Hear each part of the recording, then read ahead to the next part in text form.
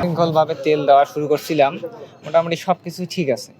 শেষের দিকে তেলও শেষ মোটামুটি, আর সর্বোচ্চ 3 থেকে 400 লিটারের মতো আছে আমাদের। শেষ সময় আর কি গ্যামজাম লেগে এই অবস্থা বর্তমান পাম্পে। এখন আমরা এই বিশৃঙ্খলা দেখে বন্ধ করে রাখছি। যেটুকু আছে এটুকু মনে করেন emergency ambulance, police, fire service, এগুলো তো মানে এমার্জেন্সি, এগুলোর জন্য রাখা আছে। আর বর্তমানে অন করারও সিচুয়েশন নাই। ওরা রাস্তার ওই দিকে গ্যামজাম করবে, সে তার দায় কি আমরা নেব?